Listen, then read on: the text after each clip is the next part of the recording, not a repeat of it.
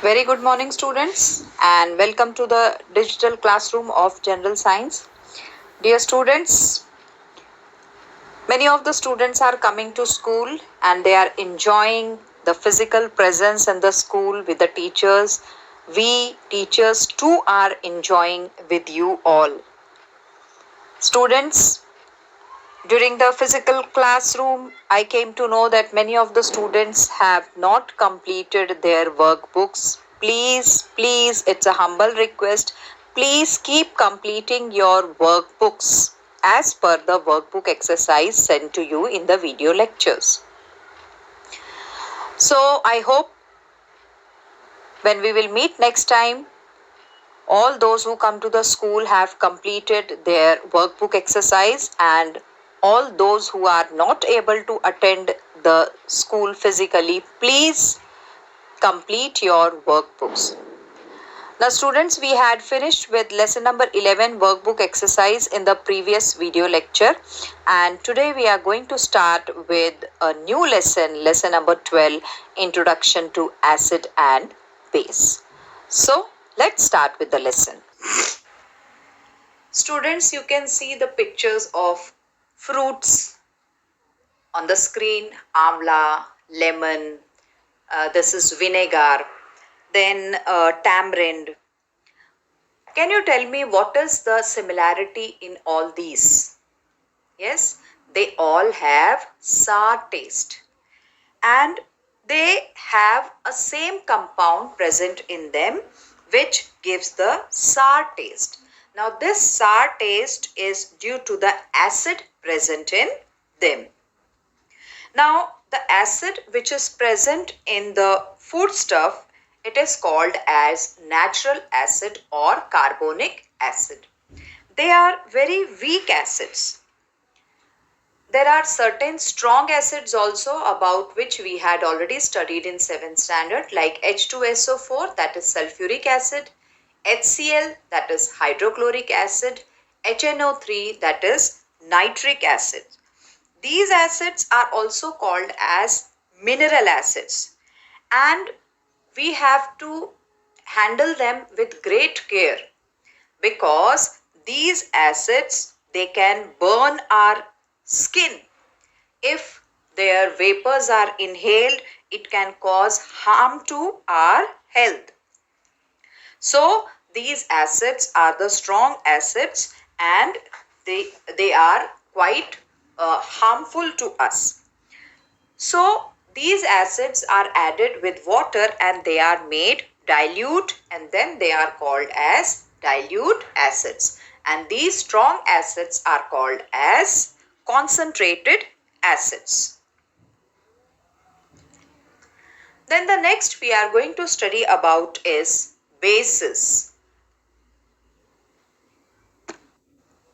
Have you ever tasted baking soda or khane ka soda? Yes, it is little bit astringent or bitter in taste.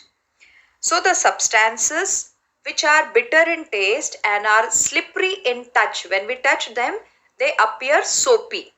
So such substances are called as bases. The baking soda, which is very frequently used in our kitchen, that is also a base. So the bases are like calcium hydroxide, CaOH whole twice, then NaHCO3, that is sodium bicarbonate, or NaOH, that is sodium hydroxide. They are also harmful to our skin if they are in the concentrated form. But if they are in the dilute form, then they are not harmful to our skin. Then water. Water is neither acidic nor basic. It is neither having the weak acid nor it is having the bases. So water is neither acidic nor basic. It is neutral. Next, we are going to study about the indicators. Indicator word has come from indicate. Indicate means to show. You can see the strips of different colors on the screen. These are called as litmus paper or litmus strips. Now these indicators are used to identify the acid or base.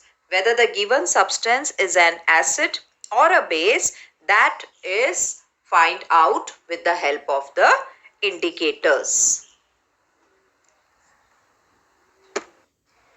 Now, as we had studied in the beginning of the lesson that acid and bases, they are harmful if they are in the concentrated form. So we cannot identify by touching the acid and base or by tasting the acid and base whether they are acid or base. So certain such substances are used, indicators are used to identify whether they are acids or bases. So these substances which change their color in presence of acid or base are called as indicators. So they show a different color in acid and they show a different color in base. Now they are used to recognize acids and bases because they change their color in the acid and they change a different color in the base. Then in our laboratory, when we will be in the school, when you will be coming to the school, I am going to show you the different type of indicators which we use in our laboratory. The first one is litmus paper, that is a strip which comes either in red color or in blue color, right? So they are used for identifying the acid or base. They are obtained from the extract of a plant which is called as lichen plant. It is either red in color or it is blue in color. Now, when the blue strip of litmus paper is dipped in acid, it turns red, but it will remain blue if it is dipped in alkali or the base. Similarly, if we take a red strip and if we dip it in acid, it will not change the color, but if we dip it in alkali or a base, it will turn blue. So with this, we can very easily identify whether the given liquid is a acid or it is a base.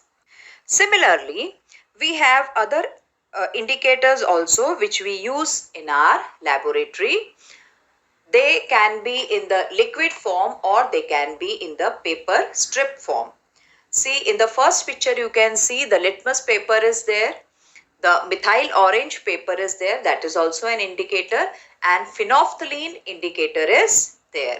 Whereas in the second picture you can see two conical flasks. In first one it is colorless liquid and in the second one we can see the pink colored liquid. So this phenolphthalein, if it is added in acid, the color of the acid does not change. But if it is added in a base or an alkali, it turns pink in color. So we can identify with the help of the phenolphthalein. Similarly, there is another indicator which is methyl orange. Now this methyl orange, when it is poured in the acid, it turns pink, whereas when it is poured in alkali or base, it turns yellow in color. So these are the different indicators like phenolphthalein and methyl orange. So these universal indicators, they change the color if they are present in acid or base. Then here you can see some of the indicators and the color of the indicator is given and which color they turn in acid and which color they turn in the alkali. Like litmus paper, I told you the blue color changes into red in acid, whereas in alkali it will remain the same. Litmus paper will turn red in acid and blue in alkali. Methyl orange, it is orange in color, and if it is poured in acid, it turns pink. In alkali, it turns yellow. Phenolphthalein is a colorless liquid, but when it is poured in acid, it is colorless, but if it is poured in alkali, then it turns pink. Methyl red, as the word indicates it's red in color and it turns yellow in alkali and remains red in acid. Then if these indicators are not available, then there are natural indicators which can be used. Many a times when the clothes are washed and if they are having the turmeric stain on them, and when the soap is rubbed on them, these turmeric stains, they turn red. Can you tell me why it turns red? Because we know that soap is an alkaline material, right? Now when this turmeric, it comes in contact with the alkaline, it turns red, because here turmeric is acting as an indicator, right? So these are the natural indicators like red cabbage, radish, tomato, hibiscus, etc. These all are called as the domestic indicators.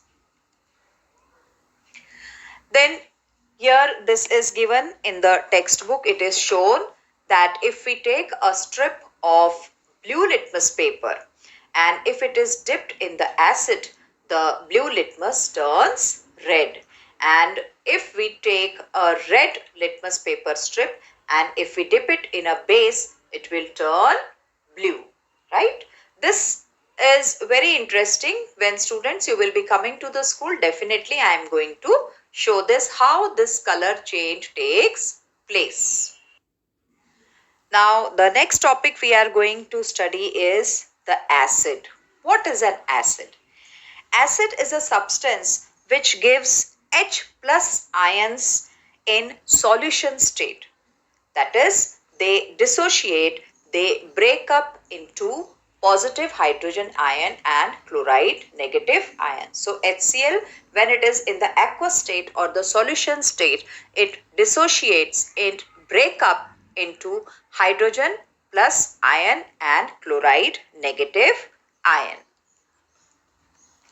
Now there are different acids, as I told you earlier also, like hydrochloric acid HCl, nitric acid HNO3, sulfuric acid H2SO4 and carbonic acid H2CO3. And the acids are in two forms. One is concentrated and the other one is dilute. Now in our day-to-day food also, we have these acids in the natural form. The food sources, they have these acids, like vinegar, it has acetic acid. Orange we eat, that has the citric acid. Tamarind or imli, it has the tartaric acid.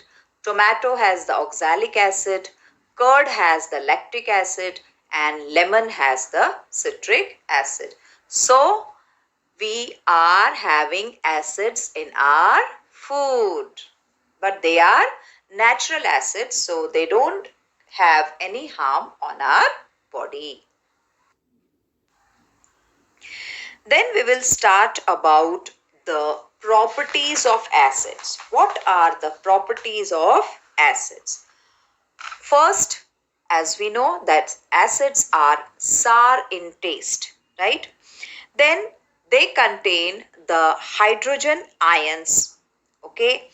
Third one is, if the acids, they react with the metal, they form hydrogen gas. So any metal, when comes in contact with the acid, the hydrogen gas is liberated. Similarly, when these acids, they react with carbonates, they liberate carbon dioxide gas.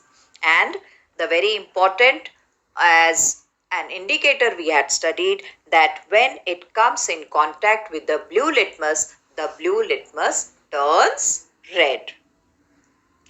Then what are the uses of these acids? These acids are very useful. Now the very first use of the acid is, it is used in the production of chemical fertilizers. The fertilizers are used to make the soil fertile. So these fertilizers, they are made with the help of the acids. Then They are also used in the production of the explosives, right? Then in oil purification, the oil which we get from the deeper layers of the earth, it has many impurities. So when these impurities are to be removed from the crude oil, from the natural oil, the acids are used to purify them. Then you may be amazed to know that in many of the medicines also the acids are used. Then they are also used in the dyes and paints, right? So all these are the uses of the acids. Then this HCl, it's a very important acid which is hydrochloric acid, and it is used to make different types of chloride salts. Then in the electric cell, the dilute sulfuric acid is used to carry on the electrons from one pole to another. It is used as an electrolyte in the electric cell. Then dilute hydrochloric acid is used to sterilize the water. In the sterilization of water, the dilute hydrochloric acid is used, and it is also used in the making of white paper from the wood pulp. I hope you know that from the wood pulp the paper is made. So to make it appear white, the acid is used. So all these are the uses of the acid. Then an information is given for you: concentrated acid and causticity of acid. Now concentrated acid, though I told you that concentrated acid means it has very less quantity of water. It is very strong, right? And causticity means the acid can cause inflammation of skin. It can burn our skin. It can cause corrosion of the metals. I hope you remember in 7th standard we had studied about the acid rain, right? So the acid rain corrodes the metal statues, right? So the corrosion takes place due to acid. Now the concentrated H2SO4, if it is mixed in water, a large amount of heat is liberated. Heat is generated. It is called as exothermic reaction. Exothermic means the reaction in which a large amount of heat is given out.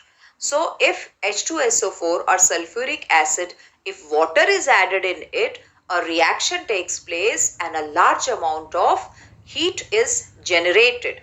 So if at all we have to add water in the acid, we have to add it very slow, because it causes a large production of heat and it may cause explosion also. Then sodium hydroxide and potassium hydroxide, they are the very strong bases, or they are the caustic acid actually, and their concentrated solution burns skin as it decomposes the proteins in the skin. You know that proteins, fats, carbohydrates are there in our body. So the proteins in our skin, they get decomposed if our skin comes in contact with the alkalis like sodium hydroxide and potassium hydroxide. These acids, they are present in the plant and animal's body also, right? Then they are also present in the DNA. You know the full form of DNA? Deoxyribose nucleic acid. And RNA is ribose nucleic acid, and DNA is the genetic material. So the nucleic acid's DNA also contains the acid, and it is the hereditary material. Then we have proteins. Proteins are made up of amino acids, and amino acids are nothing but a type of acid. So see, in our body also the acids are present. Then the fat or the fatty acids are also present inside our body. And I hope you know that in our stomach hydrochloric acid is secreted. This hydrochloric acid, it kills the microbes which enter in our alimentary canal with the food, and it makes the uh, environment of the stomach acidic, right? So it is there inside our body also, but it is not very strong. It is in the dilute form. Next, we will start with the bases or the alkalis. Now, in the acids, we had seen that they contain H ions, whereas the bases or the alkalis, they contain OH ions, and OH is negative. So, alkali is a substance which, when dissolved in water, it gives OH ions. So, sodium hydroxide, when it is dissolved in water, it dissociates into sodium positive ions and hydroxyl. OH is hydroxide ion. See, these are some very important bases which we will definitely see whenever you will come to the school, students. Sodium hydroxide, potassium hydroxide, calcium hydroxide, magnesium hydroxide, and the one is in the bottle, that is ammonium hydroxide. So these are all the different types of bases or alkali. Then here are some of the names of the alkali. Their formulas are given and their uses are given. Now formulas you have already studied in your lower classes. First, the symbols we had studied. Symbols are the shortcuts of the names of the elements, right? And they are written with either one single capital letter or with one capital and one small letter. So sodium hydroxide, it is also called as caustic soda, and its formula is NaOH, and it is the washing soap. All the soaps, whether they are in liquid form or in the bar form, they have sodium hydroxide. Potassium hydroxide, that is KOH, it is generally used in the harsh soap and the shampoos.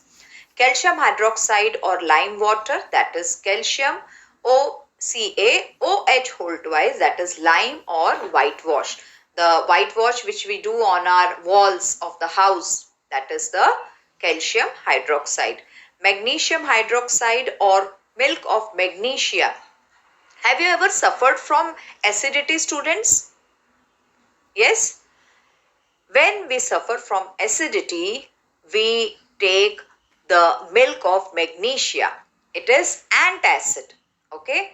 So the hydrochloric acid which I told you is secreted in our body when its quantity is more, or if we are fasting, we didn't have the food. So the amount of this hydrochloric acid becomes more and it causes acidity. So what we take? We take ENO. ENO is nothing but it is an alkali. So this milk of magnesia is also used as an antacid.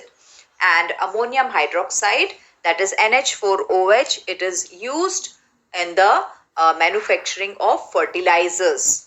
It is a type of urea. You might have heard this word urea. It is used as a fertilizer. So these are the different alkalis, their uses.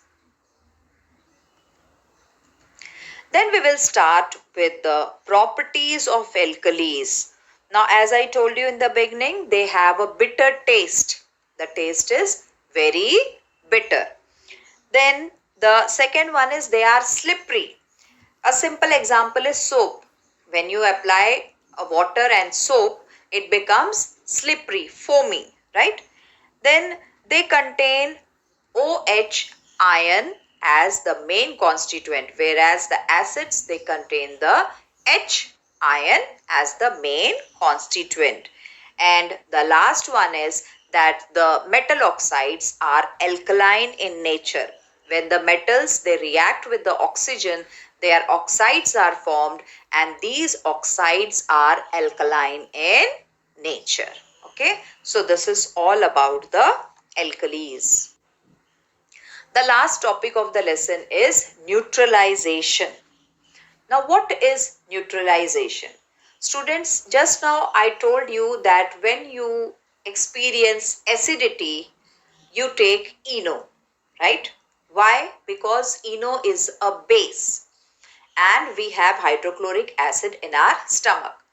And as soon as we take ENO, we feel the acidity has become very low and we feel a cold sensation in our stomach. Why? Because when an acid and a base or an alkali they react, they form a salt and water is produced as a byproduct. Now, because of the production of this salt and water, we feel the relaxation in our stomach, right? That is why the antacids are used when we suffer from acidity. HCl, that is the hydrochloric acid, when it reacts with NaOH or sodium hydroxide, it forms NaCl, that is sodium chloride. It's a salt and water is formed. So such reaction in which an acid reacts with a base and a salt and water is formed is called as neutralization reaction. Now, this I had already informed you that hydrochloric acid is present in our stomach. It helps in the digestion. It helps to kill the microorganisms which enter in our food and it makes the medium acidic, right? And the food is digested there. Okay. Similarly, the other example is given of fertilizers. Now, the fertilizers, if they are used in excess, the soil becomes acidic. So, to decrease the acidity in the soil, the lime water or the limestone is mixed in it. That is again nothing but the neutralization reaction. It neutralizes or subsides the effect of acid present in the soil. Friends, with this we finish with lesson number 12, Introduction to Acid and Base. And please next time be prepared with the workbook exercise. Next time we are going to discuss the workbook exercise of lesson number 12. Till then, take care students. Stay home, stay safe, and of course, if possible, please come to the school. Thank you.